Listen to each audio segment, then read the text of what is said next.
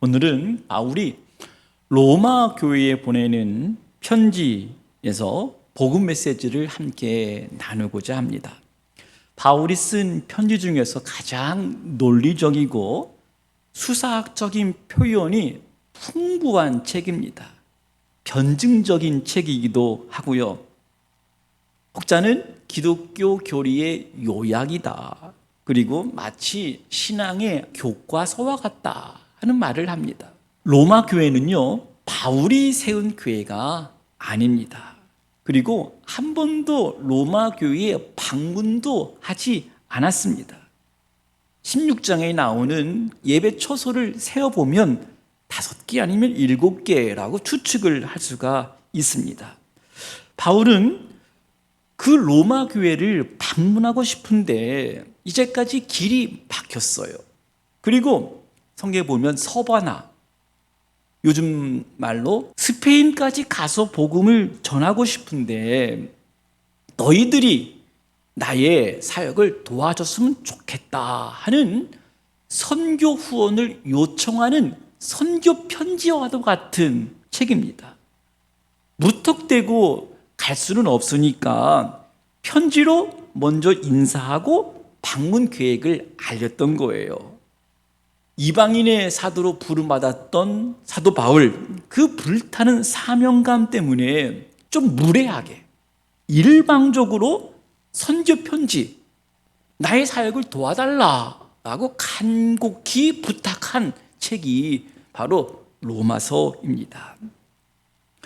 로마서 안에 가장 강조되고 있는 단어, 여러 가지 선택할 수 있겠지만 저는 그리스도 안에서, 그리스도를 통하여, 그리스도로 말미암아, 이 단어를 선택을 하고자 합니다. 유대인도 그리스도로 말미암아 구원을 얻었고 이방인들도 창세전에 그리스도 안에서 선택된, 구별된 하나님의 백성이 되었음을 선포한 것이고, 그리고 그리스도 안에서 유대인들도 이방인들도 한 가족이 되었다. 그리스도를 머리로 하여 유대인이나 이방인이나 한 몸이 되었다. 모든 사람들은 다 죄인이다. 모든 사람은 다 오직 예수 그리스도를 믿음으로 말미암아 구원을 얻을 수 있다. 그래서 바울은 복음은 곧 예수 그리스도이심을 1장부터 선포하고 로마서를 저술을 한 것입니다. 바울이요, 1장부터 11장까지 복음의 능력, 복음의 신비함, 그것들을 열정적으로 그리고 논리적으로 그리고 차분하게 기록하다가 12장에 이르러서 화법이 달라집니다. 그러므로 형제들아, 그러므로 그리스도 예수 안에서 함께 형제된 성도들아, 내가 하나님의 모든 자비하심으로 너희에게 꼭 하고 싶은 말이 있다. 너희 몸을 하나님이 기뻐하시는 거룩한 산 제물로 드리라. 이것이 너희가 드릴 영적 예배니라 하면서 명령하고 있습니다. 한마디로 바울의 메시지는 예배하라 하는 메시지였습니다. 구체적으로 예배하라를 다른 표현으로 썼는데 하나님이 기뻐하시는 산 제물로 드리라 하는 말, 이것을 영적 예배라고 말하고 있습니다. 사랑하는 성도 여러분, 성경이 지금 저와 여러분에게 여전히 하나님의 말씀이다 믿는다면 저는 이 말씀이 시대와 상황을 초월하는 모든 세대 사람들에게 들려져야 할 핵심적인 메시지라고 평가하고 싶습니다. 코로나 이전에 한국 교회는요, 영적 예배라고 함은 예배 참석 횟수와 비례했다라고 말할 수가 있을 것 같습니다. 영적 예배, 더 많이 모여서, 더 자주 모여서 함께 찬양하고 기도하고 말씀을 듣자. 또 기도하고 찬양하고 말씀을 듣는 순간 눈물을 흘린다든지 하나님의 음성이 들렸다고 하는 신비한 어떤 요소가 있는 것으로 이해를 해 오지 않았습니까? 목사를 포함해서 중직자 여러분, 저녁 예배 나오시는 것, 수요 예배 나오시는 것, 새벽 예배 나오시는 것, 일상이 너무나 바쁘고 또 여러 가지 분주한 상황에서 우리가 나오지는 못했지만 마음 한구석에 솔직히 어떤 마음이 있었습니까? 뭔가 그래도 불편한 마음이 있었을 것 같아요.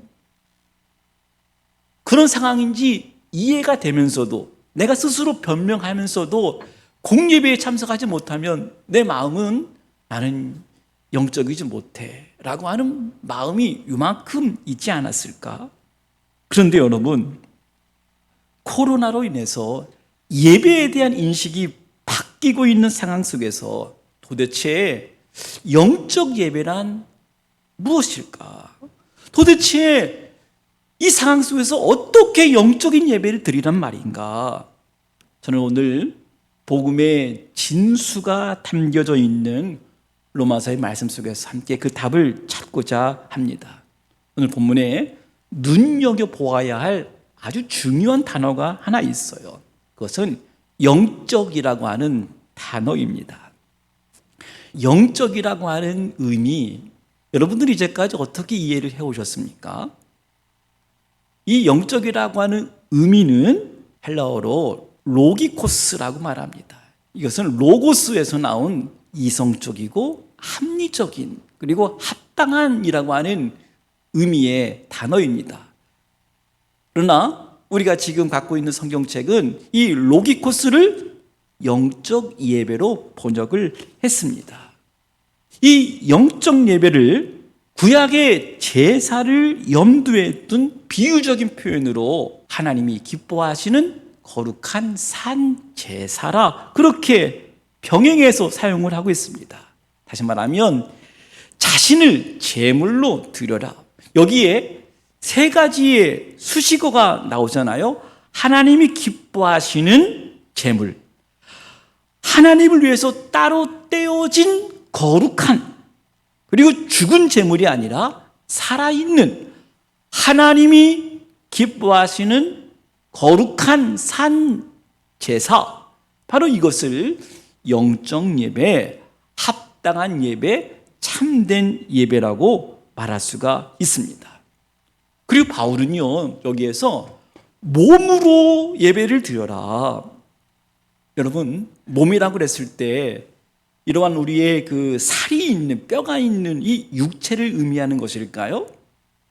바울이 말하고 있는 몸은 육체와 정신과 영혼을 다 아우르는 전인적인 우리의 존재 그 자체를 몸, 헬라어로 소마라고 하는데요. 우리의 몸을, 우리의 존재 전체를 하나님께 드리라 말씀을 하고 있습니다.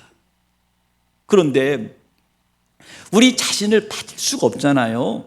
그래서 우리 대신 동물을 잡아서 바친 겁니다. 제물이 제단에 놓이면 어떻게 될까요? 거룩한 것이 되는 겁니다. 질적으로 달라지는 겁니다. 그래서 바울은 그리스도인은 거룩하고 살아있는 제물이다, 이렇게 정체성을 밝혀주고 있습니다. 사랑하는 여러분, 어떻게 해야 우리가 그런 제물이 될 수 있을까요? 저는 2절에서 그 답을 찾습니다. 무엇보다 이 세대를 본받지 말라 말씀을 하고 있습니다. 당시 로마 제국은요, 모두가 따라야 할 시대의 정신이었습니다. 그런 체제에 적응을 해야만 했습니다. 로마 제국의 모든 가치가 다 나쁜 것은 아닙니다. 여러분, 그 로마 사회에서도 우리가 머리가 되어야 되죠. 그리고 그 사회에서도 우리는 선한 영향력을 끼칠 수 있어야 합니다. 저와 여러분이 이 이 세상 가운데 살아가면서 이 세대에서 앞서가지 못하면, 이 세대를 배우지 못하면 여러분 생존할 수가 없어요. 바보 취급당합니다.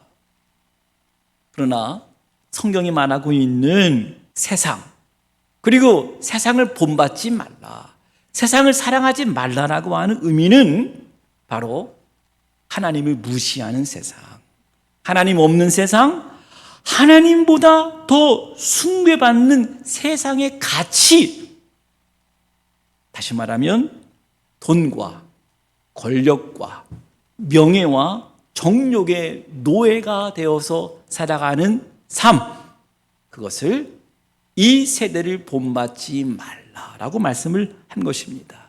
근데 여러분, 오늘 우리의 질문은 도대체 이 세상을 본받지 말라라고 하는 참 의미가 뭘까? 이 세상 로마 체제를 완전히 부정하고 세상 밖으로 나가란 말인가?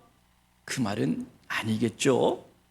바울은 거룩한 산 제사를 드리려면 바로 2절 하반부에서 하나님의 뜻을 분별하는 삶을 살아야 된다라고 권면을 하고 있는데, 저는 하나님의 뜻을 분별하는 삶, 하나님의 뜻이 뭐냐?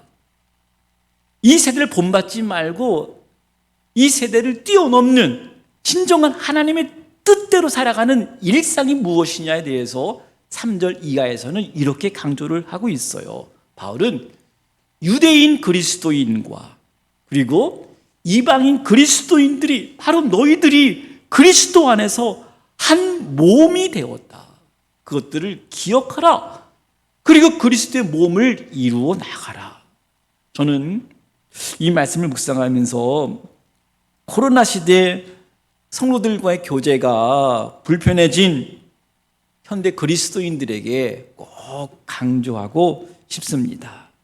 바울은 대부분 서신서에서 그리스도 안에서 하나가 되는 것에 대해서 유난히 강조를 했습니다. 여러분, 불편한 소리일 수도 있어요. 한번 잘 생각해 보세요. 혹자는 돈과 권력과 명예와 정욕들보다 현대사회 속에서 더 심각한 세속 생활을 위한 미끼, 세속의 미끼가 무엇일까 했을 때 그것은 가족 단위로 똘똘 뭉친 안락한 삶을 추구하는 것, 그리고 이기주의다. 여러분, 너무 가혹한 말이죠? 아니, 신앙생활의 궁극적인 목적도 행복 아닙니까? 가족의 평안 아닙니까? 우리가 안전하게 살아가는 것이 우선 아닙니까? 이것이 행복이 아닌가요? 이것을 위해서는 그 어떤 것도 포기해도 좋다 하는 이 가치, 여러분 어떻게 생각하십니까? 이것은 마치 유대교의 혈통주의와도 같은, 유대교가 포기하지 않았던 가치와도 같다고 하는 거예요. 문제는 이것 때문에 하나님의 가족, 하늘 가족을 저버린다고 하는 거예요. 우리 가족 외에는 다른 사람들을 유대인들이 이방인을 보았던 것처럼 이방인 취급한다고 하는 거예요. 우리도 모르는 사이에 교회 안에 있는 가족들을 이방인처럼 여기는 것, 가족 외의 사람들, 혈통 이외의 사람들을 무시해도 좋다. 여러분 아시죠? 유대인들이 이방 사람들을 얼마나 무시했는지, 얼마나 편견을 가지고 바라보았는지. 저는 최근에 교회 갈등이 일어나는 상황들을 제가 접하고 있습니다.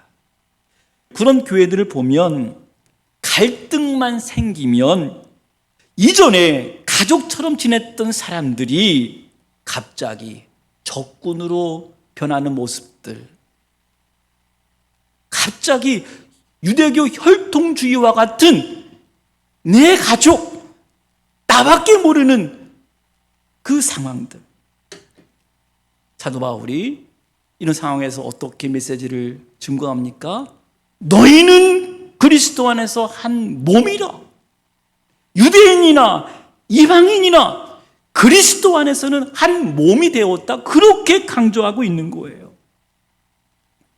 사랑하는 여러분, 성도가 한 몸이 된다고 하는 것, 솔직히 함께 한다고 하는 것은 너무너무나 힘든 일입니다. 그런데 성경은 그럼에도 불구하고 사랑 가운데 서로 하나됨을 지켜 나가라. 나에게 유익이 없으면 함께 하지 않으려고 하고, 정말 조금도 손해보려고 하지 않고 조금도 지려고 하지 않는 극단적인 이기주의의 모습들, 유대교 혈통주의와 같은 이 성향들이 한국 교회를 지금 힘들게 하고 있어요. 성도들이 이것 때문에 너무나 아파하고 있습니다. 너무 슬픈 상황입니다. 오늘 사도 바울의 애절한 말씀을 들으셔야 됩니다. 이와 같이 우리 많은 사람이 그리스도 안에서 한 몸이 되어 서로 지체가 되었느니라.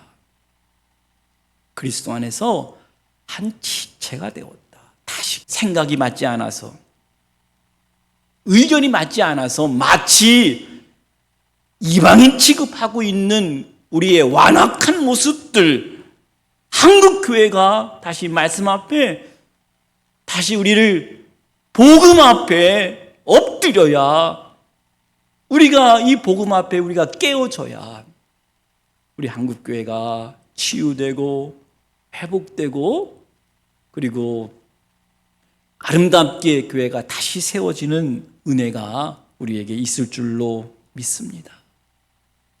더 나아가서 오늘 하나님 말씀은 하나님의 뜻을 분별하며 살아가는 삶이 어떤 삶일까? 쉬운 말로 착한 사람이 되어라.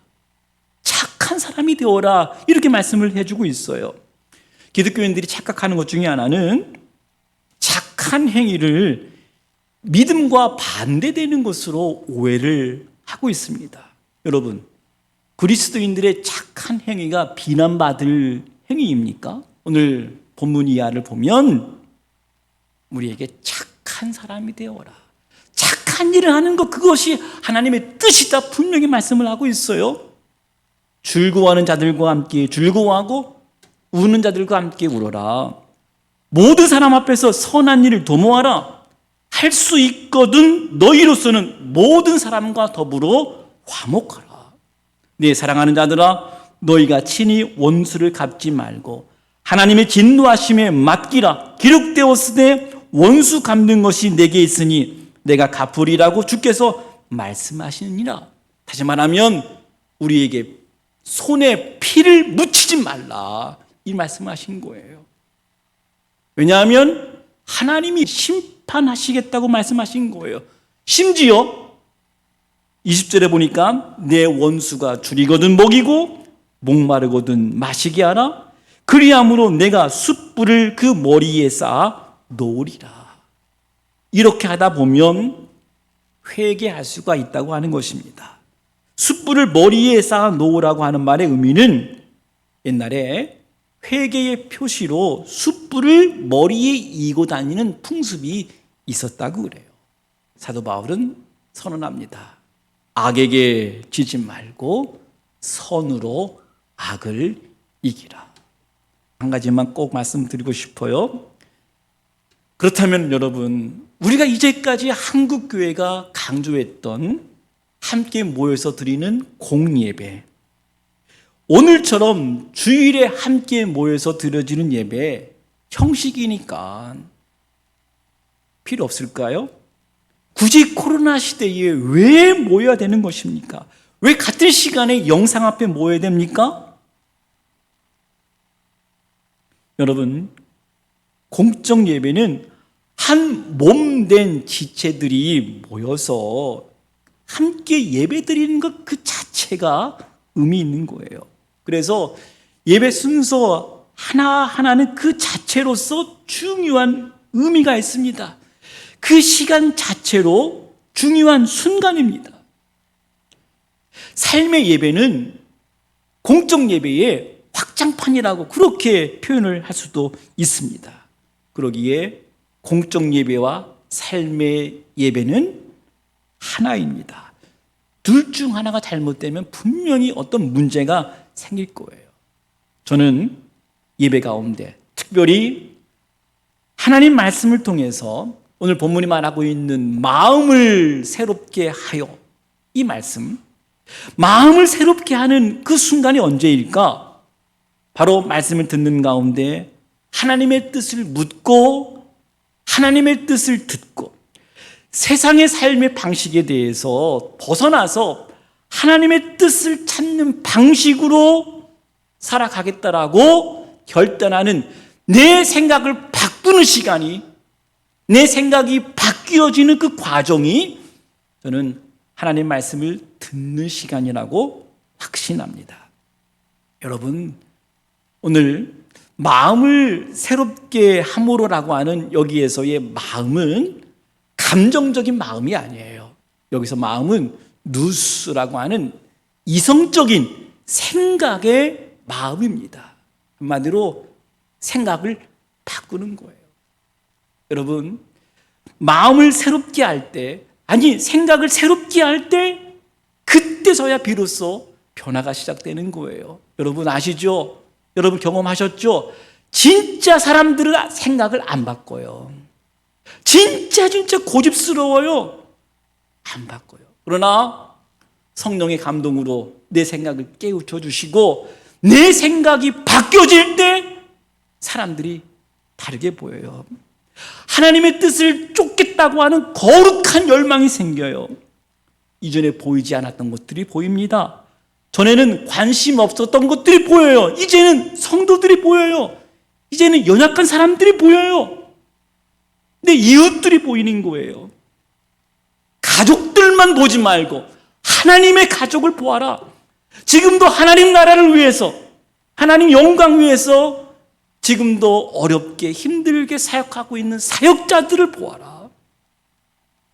사랑하는 성도 여러분, 하나님이 기뻐하시는 거룩한 산 제물이 되어서 능력 있는 복음의 증인으로 살아갈 수 있게 되기를 간절히 바랍니다. 오늘 로마서 12장 1절 2절의 말씀은 성경이 성령의 감동으로 쓰여진 영감성을 믿는 사람이라고 한다면 오직 마음을 새롭게 함으로 변화를 받아 하나님의 기뻐하시고 선하신 뜻이 무엇인지 분별하며 살아가는 삶, 저와 여러분 한 가족 되었음을 우리가 기쁘게 여기고 나와 다른 사람들을 이방인처럼 여기지 말고 저와 여러분의 일상 속에서 하나님 기뻐하시는 일들을 우리가 실천해 나갈 때 한국 교회가 놀랍게 다시 하나님 영광 드러내는 복된 교회가 될 것입니다.